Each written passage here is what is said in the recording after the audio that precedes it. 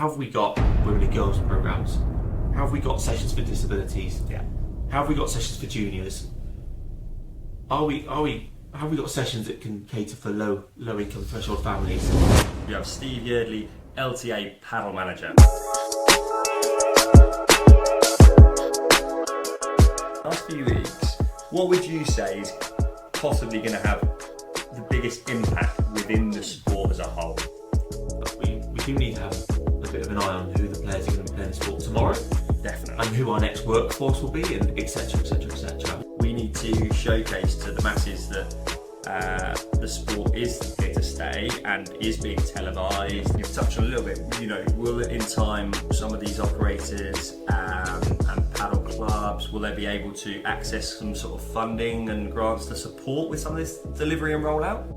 Or is that really kind of something that they should, obviously every club should be investing in inclusivity anyway, but it's just, I know that's maybe a question that will get asked.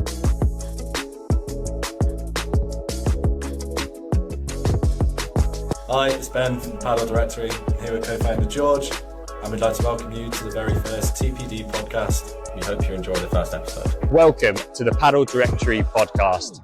I'm Toby Bawden, and I'll be your interviewer for the TPD Podcast. We're going to have guests on from all walks of life within the paddle space, whether that be high-class coaches, national governing bodies, or general influencers, as we all look to navigate this amazing sport in the UK. We can't wait for you to tune in.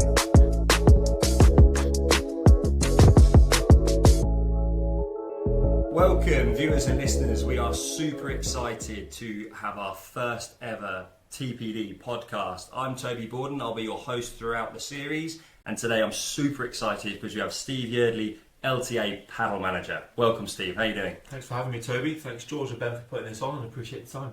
No worries. We're going to have some amazing guests throughout this first series, but we're super excited to have you on. Firstly, I want you to tell us a little bit about your journey into paddle. Everyone has a unique story, but we want to hear yours. Okay, so yeah, mine's different. So I'm stick of rock tennis. I have been since the age of 4 years old. I first picked a racket at 4 or 5 and sort of played tennis all the way through my juniors into my teens, and then obviously subsequently went to university in Bath. And then finishing university, I went into the coaching world, as everyone seems to do. Yeah. And sort of loved it. Loved coaching. I'm a coach at heart, and sort of I've done that for 14, 15 years, and then there came a point when I was coaching. I managed to get a position at a local club, Delta Tennis Centre, where I could sort of run the centre as the centre manager. Very amazing. But also still coach on court. So I was sort of developing on court and off court. However, in 2020, 2021, COVID. Little thing happened. Yeah, affected a lot of us. And my indoor centre obviously shut down. I thought it was going to shut down for 2, maybe 3 weeks maximum.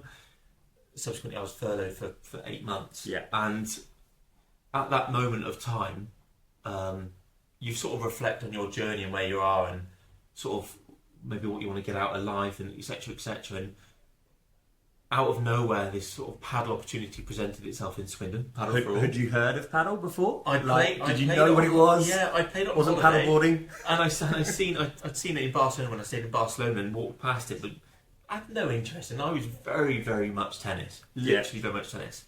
So this paddle company sort of reached out. I reached out to them. We had a conversation, and they sort of presented an opportunity for me to grow paddle in Swindon. And how do I word this? I wanted something fresh. I wanted a new challenge. I wanted something fresh. I wanted a new start, and it sort of landed on my doorstep. Yeah, literally. And so I met with the owners, Chris Wilkinson and Dax Meller, and lovely people, and I sort of said to them, let me play the game. Let's go. So let me try the sport. Let me try. First. So we went to East Gloss that has paddle courts, and we went and played the sport. And from ball one, I fell in love with it. And I literally fell in love with it. And that's the same for probably the majority of people that have ever played paddle. Is from the first strike. And don't get me wrong, there were some challenges with the glass. Yeah, there's still some challenges with the glass. Likewise, we've been there. Yeah, but I fell in love with it, and I couldn't wait to start that adventure with them. Now I obviously started pre-opening.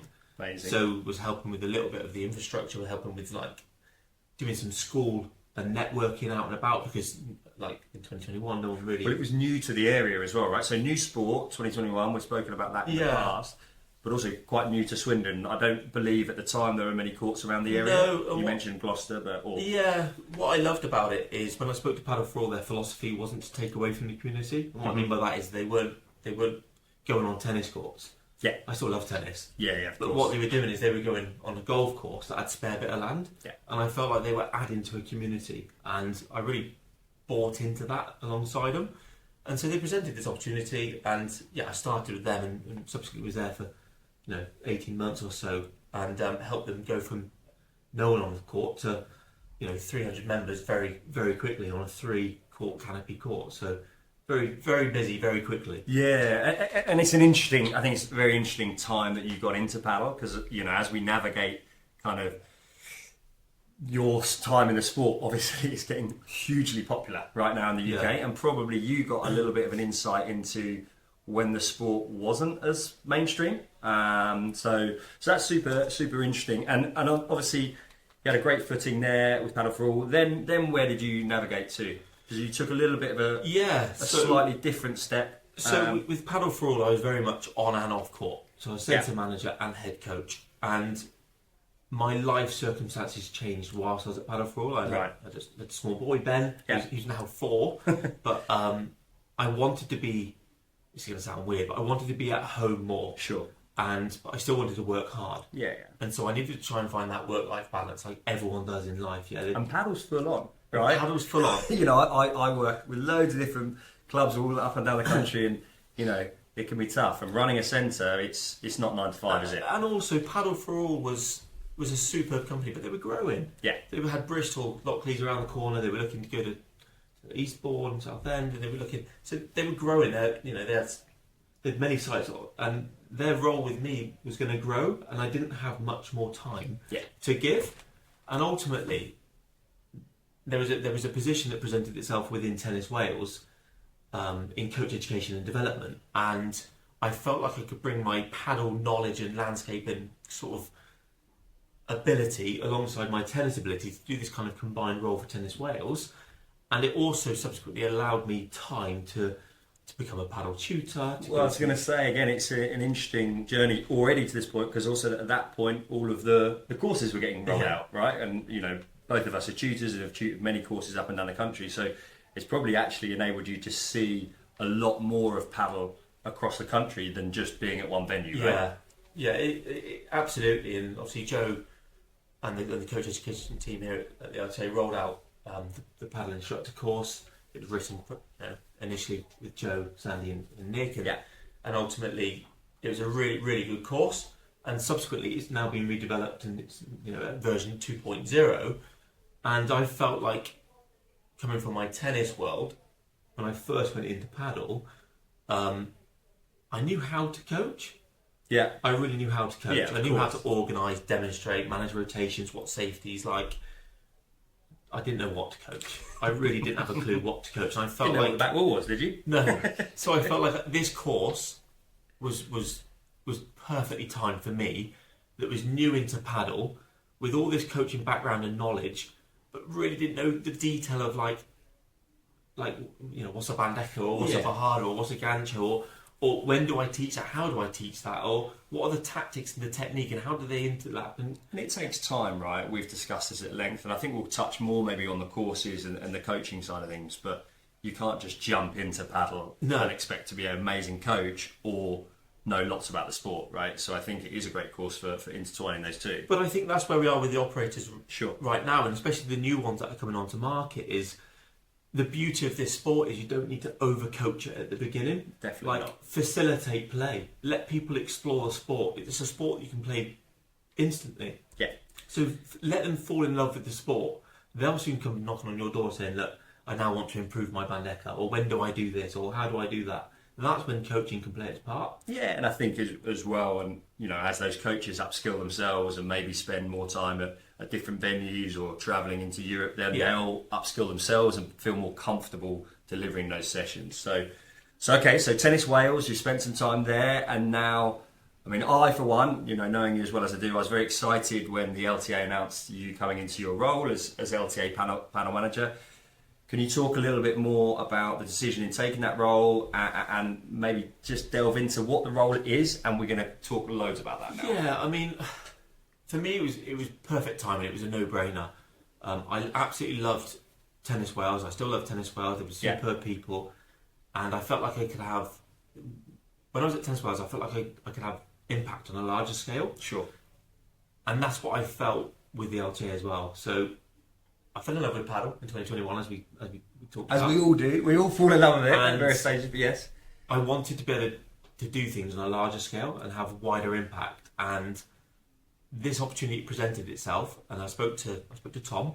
I spoke to Tom quite a lot on the phone. Tom, for context, Tom Murray is head of paddle for the LTA, for any new listeners or viewers that are unsure about the structure that we're talking about here. And I wanted to know more about the role, what it entailed, because previously my predecessor was Matt Stanforth, and he was very much performance-based. Yeah. And I felt like with this sport, where it is in this country, it needs to have a broader remit around participation and growth, as well as performance. And so, hence why this role is more of a well-rounded role with participation and performance that are interlinked. Yeah. And they do interlink participation and performance. Of course they do. They go hand in hand, and we've spoken at length off this podcast about many things, but just generally, the sport. You mentioned Swindon earlier. There are clubs popping up everywhere. There are not going to be performance players out of those centres. There's not going to be performance coaches. So it is very much at the moment we've got, in my opinion, build that foundation, and it sounds like you've really kind of come in with that outlook. So we've mentioned the LTA a couple of times, and I just want to jump in and just for the listeners and the viewers, the LTA stands for the Lawn Tennis Association. So the Lawn Tennis Association obviously governs tennis here in the UK, and several years ago there was British Padel, which was the Association for Padel, and the LTA then took on the sport, mostly so that actually we could gain the recognition of the sport. So then it was recognised by Sport England. So essentially that's kind of where we are with it. But yeah, as I mentioned, if you've got any thoughts about kind of what the LTA was doing before your role, it'd be interesting, and we can just talk about that. Yeah, I think the recognition was a huge piece here. Massive. And it allowed us to really grow this sport. 100%. Yeah, with the governance and everything that we can provide for it. For example, since 2023, we've invested £6 million worth of money in infrastructure. That's 42 venues, over 80 courts. I think people don't hear that enough. That's massive, right? That's a massive figure. Well, if we were an operator, we would have 12% of the market share, and it's like that's a huge investment. And we've got the Tennis Foundation. We've got the ability to continue that via our quick access loan schemes, but also we can support many operators along that journey. We've also got like a national delivery team that can support locally with all the operators across all the different areas, all 38 counties in England, the 2 counties in Wales, the 4 counties in Scotland. There's structure, isn't there? There's a huge amount of structure. There's structure. And one of the, again, we're both coaches and come from the coaching background. That governance as well is something that I guess, I think people are quite short to obviously throw stones at the LTA for a number of different reasons, and actually I think people forget that governing a sport and the governance, the safeguarding, everything else is huge, right? Yeah, especially, and it's that good governance across the remit that we want to be able to provide. That support for our venues, support for our operators, and it's a journey. I think the LTA have recognised and appreciated that. It's a growing sport. We're going to learn alongside the operators. We're not going to tell them what to do. We don't want to. But we want to go on that journey with them. Yeah, I think that's been super refreshing to see, and I really want to just now delve into, you joined your post in September, and I really want you to maybe talk about since, and it would have taken several months to get your feet under the ground. It's a big organisation, 300 plus employees, correct me if I'm wrong. It takes time to learn how the role goes, but I mean, in the last 6 weeks, it's been announcement after announcement after announcement. I'd love to understand kind of what's been your role in that, and has that been very much down to, I know it's a team effort, but it looks to me like a lot of that has been championed and pushed by you. I would say it's led from the top. Scott and Ollie and the directors here have given us a bit more freedom and flexibility to have some agile thinking within Padel. and I think it's welcomed. It's an agile sport. Yeah, and it's fast moving, and I think what you've seen recently is our ability to think untraditionally, maybe how we've always thought, to have a bit more flexibility with our approach. And I wouldn't say we've got license to do but we've got a lot more rope to play with and help support and listen to operators and sort of have a bit more freedom and flexibility with our work streams. Yeah. And I think that's what you've seen, you know, our partnership, like the Hexham Cup, for example, or, you know, our recent announcements with Sandy and Libby, and, you know, stuff that, you know, our competition landscape is now, we're offering performance competitions 30 weeks of the year. It's amazing. You know, we've got 4 FIPs, you know, 2 silvers, 2 bronzes this year. We've got three international junior events, FIP Promises this year. We haven't had that before, and I feel like it's not just my role, it's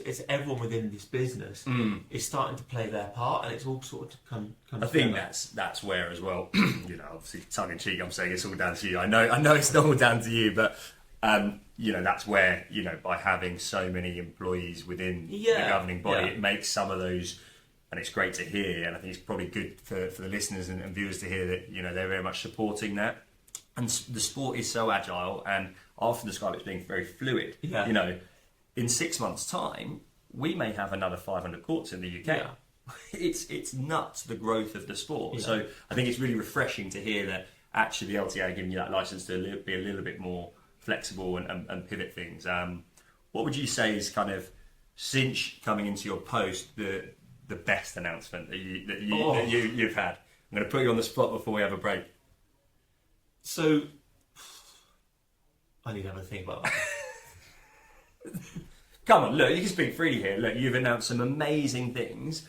I'm just really curious, out of all of the kind of announcements that we've all seen in the last few weeks, what would you say is possibly going to have the biggest impact within the sport as a whole?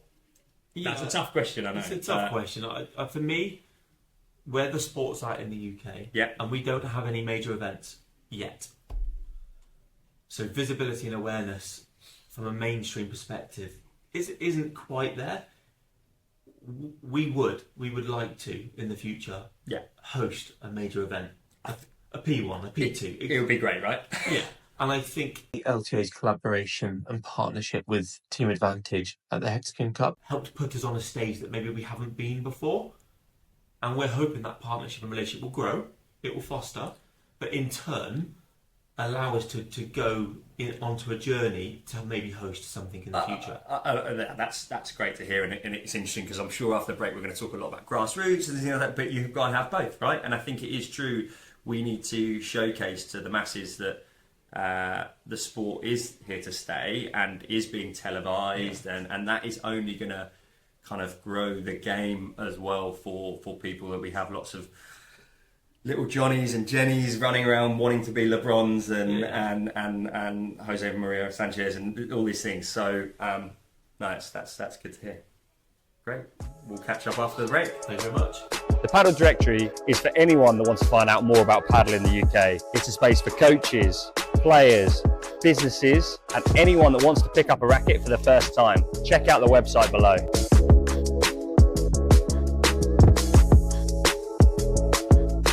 Great, well, welcome back. Obviously, we finished up that first half. We touched a little bit on tournaments and competitions, and it's amazing to hear about the pro events and the FIPs and everything else that's happening. And how many grade ones is it this year?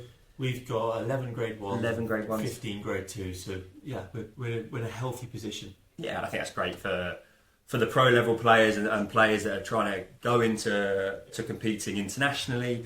What I want to touch on now is something that I know you're passionate about. I'm very passionate about it, and I know a lot of people are questioning within the community why is more not happening. We're talking about juniors in paddle, right? And I want to understand personally from you, what do you think about it, but then also where the LTA kind of use it in their strategic plan going forward and just generally.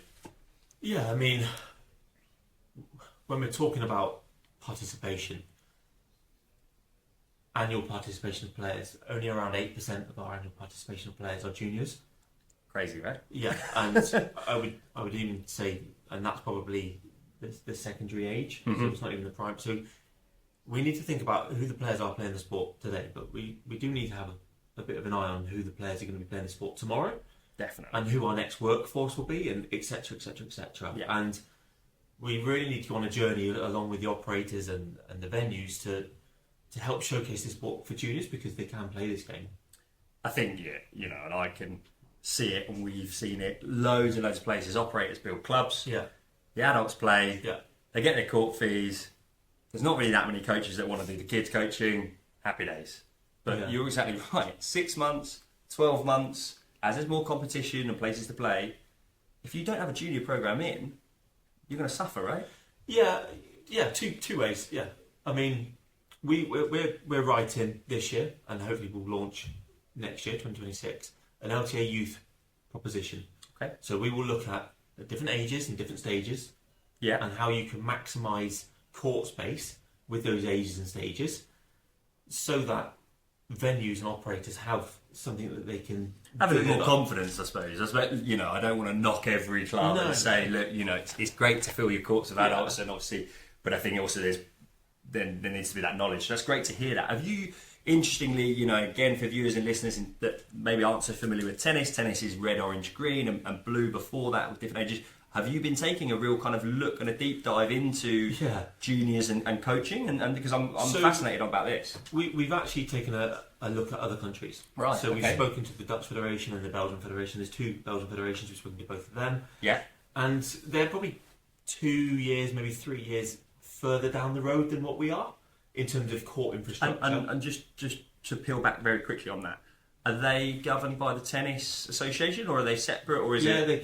They're governed by the Tennis Association, and so they've got a lot of learnings. Yeah. So we spoke to them, we reached out along with a couple of others, and sort of asked them what's working, what's not working, what learnings. If you were to go on this journey again, what would you do differently? And we've sort of presented internally here back to our directors to say that this is the journey we wanted to go on, and we've got our sort of ages and stages mapped out. Yeah. Which will come to fruition later this year. Oh, another announcement. And, good. and ultimately, we want to go on the journey with the operators as well. Now, I was at a tennis centre once that unfortunately shut down. Right. Because we survived on just court bookings. And if we want to help grow the sport, but also have really good, viable, sustainable centres, we need to make sure we utilise every bit of space of the court. You have to. And so, for example, at under 8s, there's no reason why we can't play across the paddle court with mini tennis nets in the middle, and get 8 kids that side and 8 kids that side, with a good couple of coaches, and all of a sudden you've got 8 kids paying a termly fee, and 8 kids, and all of a sudden I think 16 kids on a court. It's so important, and it's not, you're touching in on kind of the business of paddle, which obviously we need to think about and operators need to think about, but it's also, within inside of that, the enjoyment that the kids get out of it. I mean, we're both tennis coaches, right? I switched to paddle nearly 10 years ago now, and obviously I did so much kids tennis, and it's great, but paddle for kids is brilliant. It's so easy to pick up. Yeah, and it's one of the things that resonated with me back when I was working for Tennis Wales, and there was a stat that really alarmed me. It was 1 in 3 kids in Wales were going to school obese. Yeah. And we've got an opportunity here to make sure that we get kids on a paddle court, picking up a racket, whether it's a tennis racket, a paddle racket, it doesn't matter, picking up a racket and playing a sport to help the wider society. I think what's so amazing about it, and I'm fortunate to have done a big junior day on Saturday, is it's amazing to see, and we know it from an adult's perspective. People can have rallies and they're enjoying it. So can the kids. Yeah. Do you know what I mean? And tennis is, careful what I say, I'm in the Lawn Tennis Association at the moment, but tennis is hard. So they need to have that bank of lessons, and really to achieve success takes that bit longer. Paddling straight off, right? Yeah. We've got a couple of operators already who are on a really good journey with kids development, and they've got programs and products that they've got in the junior and section. It's been good to see as well. Some of those kids are now competing, and going to travelling Europe to play. I mean, a little bit jealous, not going to lie, right? Where was paddle when we were teenagers? But I think it's so interesting to see, but it's just good to play a sport that you enjoy. And they'll kill me for saying it, but my niece and nephew were terrible at tennis, but I've taken them on the paddle court and they smash it. Yeah, so I think with junior paddle, for example, like it's very sociable. Yeah. There's music, there's bright colours, there's so much going on to capture a child's imagination. It's like an indoor playground. I think what I've certainly found is, in tennis, a lot of teenagers drop out of the game because it's quite tough to play and it isn't that social element, and they go to team sports. Whereas I found in being in paddle, they're staying in paddle because they can play it more with their friends, which is what you're kind of maybe touching on. Yeah, I think a bit of both. I think if we do the right work with the operators, and Of the course. operators are doing the right work, they're starting to introduce this sport to the younger age groups, then actually this sport does capture and attract and retain people. Of course it does. And it's great. And I think, look, also it's important to remember, clubs that are putting in courts at their tennis clubs, they bring in juniors to start the sport. Maybe they'll move on to tennis, and it's not that, my view is that they can work harmoniously. They have to. And I think that's the other thing. In terms of just sticking with juniors for very quickly, what's your pathway at the moment from maybe a junior that is kind of really captured the imagination of paddle and loves it? Are there going to be more tournaments this year? Are there going to be more development in terms of squads and GB trainings, things like that? That'd be interesting to talk about very briefly. We've recently just appointed Libby as our National Performance Pathway Manager. Amazing. And Libby will sort of oversee sort of that pathway for player development. And Brilliant. What I mean by that is, previously what we've had is national camps. Yeah. And because we've had to grow the sport from top down. So eventually what we'll have is national camps, regional camps, and eventually even in the years to come, county camps. And I think one of Libby's exciting roles will be to start working alongside clubs. Fantastic. To identify which clubs have got good junior programs. I was going to touch on that. I was going to ask, how does a junior playing at X club in Swindon, let's say, how do they, get found? So this is great to hear. So I think we will go on the journey with the operators. The operators will build club to school links. They'll identify the kids. It's very hard, obviously, to pick up a paddle court and take it into a school. I appreciate that. So we need to get the kids to the centres. Once they're at the centres, we know they're going to love it because the look and feel is amazing. Mm-hmm. And then I think we need to make sure we have robust programs and products on offer that support the kids on their journey. Yeah, there's got to be that offering, right? Yeah, and Libby's role will be very much around identifying the clubs that have got junior offerings, supporting them. Have they got coaching philosophy there? What sort of ages and stages are the kids at? What do they need? Whether they need future support? We can have conversations internally around, we need more competitions at a domestic level, maybe grade 5, grade 4, grade 3. Yeah. And I think we will grow alongside the operators in this space. I think that's it, isn't it? It's the key that the LTA and the operators work together to ensure that junior programs are happening, that we're creating players that can go on and enjoy the sport for many, many years, whether that be competing nationally and internationally, or if it's just enjoying the sport forevermore. Right? And listen, we've got a national delivery team, of which we've got 5 heads of delivery, we've got 29 delivery managers who are working tirelessly day in, day out with new operators, existing operators, ones who are coming to the market. And part of their work that they're doing is they're mapping out the paddle facilities, but not just mapping out the paddle facilities, they're mapping out to make sure that community use is one of the top priorities. When I mean community use, have we got women and girls programs? Have we got sessions for disabilities? Yeah. Have we got sessions for juniors? Have we got sessions that can cater for low income threshold families? And we're trying to support those operators with that education so that if we can get more people playing the sport. That's how we're going to open up paddle.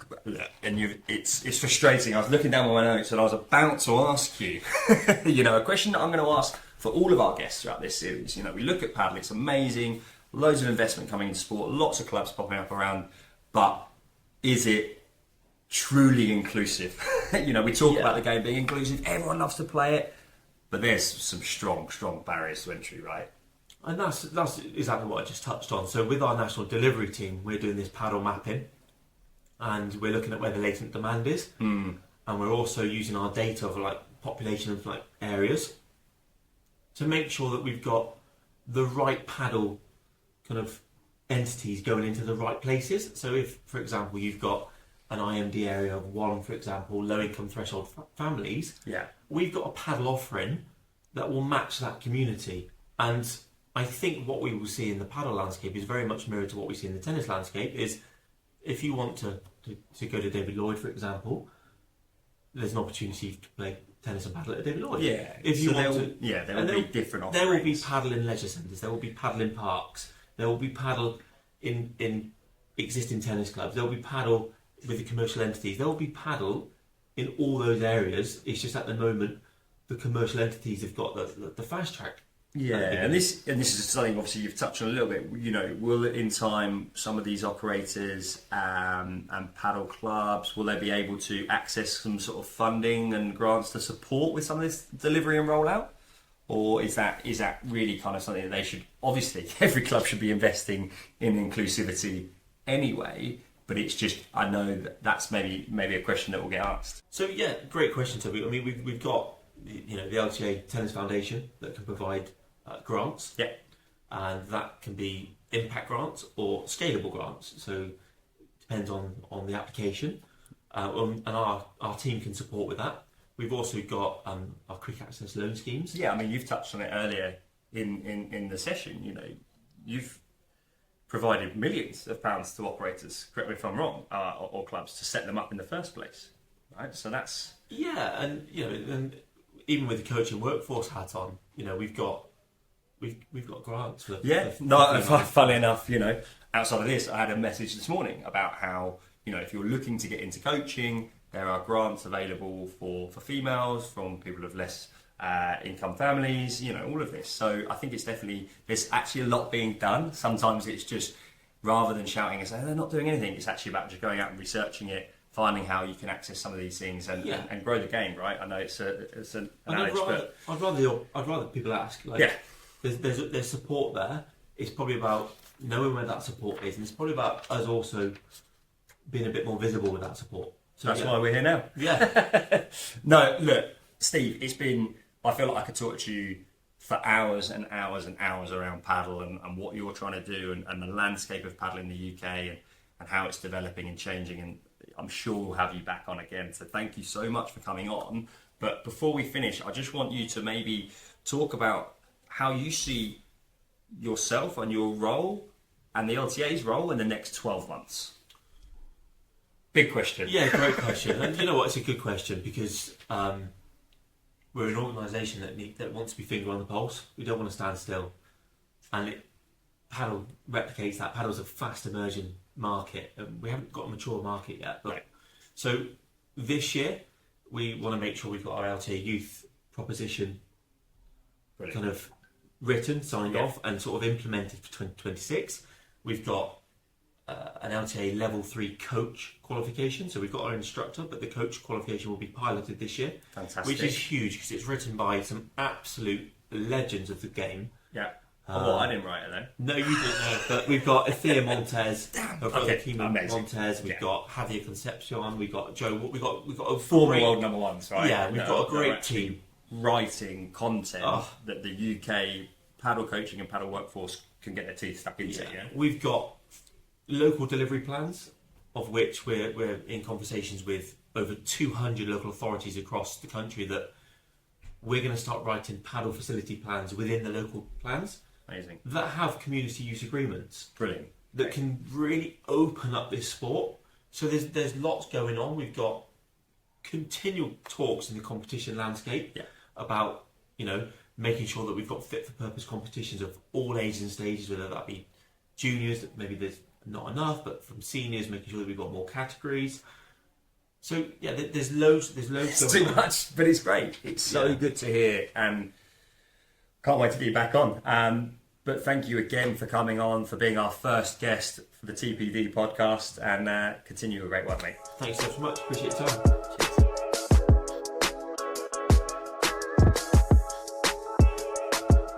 Thank you for joining us for episode 1 of TPD Podcast. We hope you enjoyed.